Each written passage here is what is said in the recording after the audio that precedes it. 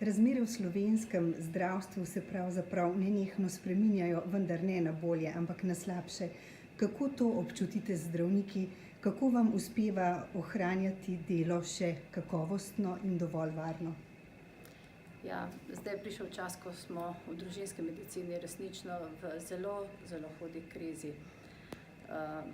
Ves čas smo se strokovno posvečali temu, da bi bolnike gledali celostno, celovito, da bi jim pomagali najti pravo pot do zdravja.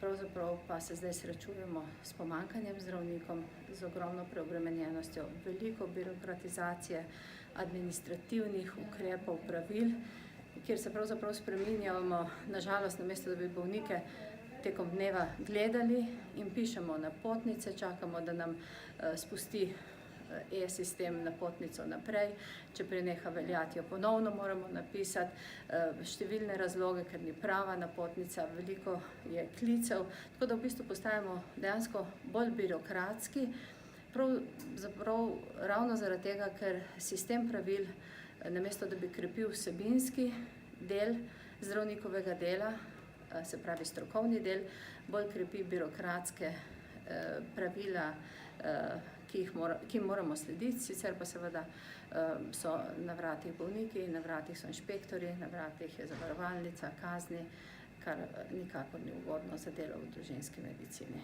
V družinski medicini je potrebno imeti čas, predvsem za človeka, za vse tiste izvide, mogoče, ki jih prinese šop izvidov, prinesejo, kotavajo, ne vem, pošlješ ga h kardiologu, pa potem po 2 letih šele obrne, niti ne veš, zakaj si ga več poslal, niti on ne ve več, zakaj prinese šop izvidov in si moraš vzeti čas za njega, pač to je njegova bolezen, njegova težava in tega nam zdaj strašno primanjkuje.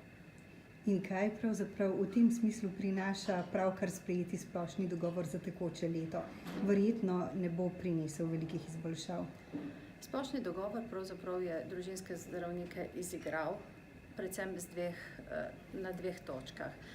Eno je bila točka, pravzaprav, ki smo jo izposlovali družinski zdravniki s preteklo stavko, da s upoštevanjem državnega povprečja glavarinskih količnikov, ki naj bi se nekako premikalo proti ciljnemu glavarinskemu količniku 1500 glavarinskih količnikov na posameznega zdravnika oziroma nekako 1200 oseb, ki naj bi en zdravnik obvladoval, so zdaj v sedanjem splošnem dogovoru niso upoštevali niti glavarinskih količnikov, niti državnega povprečja. Se pravi, tam, kjer je pomanjkanje zdravnikov, tam morajo vseeno še več opredeljevati in so ta regijska povprečja pravzaprav povzročajo veliko neenakost med dostopnostjo bolnikov do zdravnika.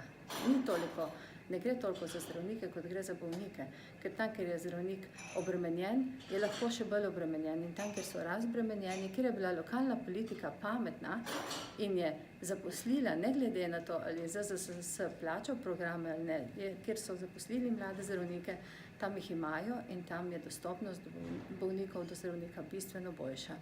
In ta neenakost se bo s tem splošnim dogovorom bistveno poslabšala. Druga točka pa pravzaprav je malo, ne vem, kako bi rekla, da se nam smejejo v brk, potem, ko delamo 2-krat, 3-krat več, so objavili, da bo 13.000 glavarinskih kurativnih količnikov na leto dovolj za 100% program.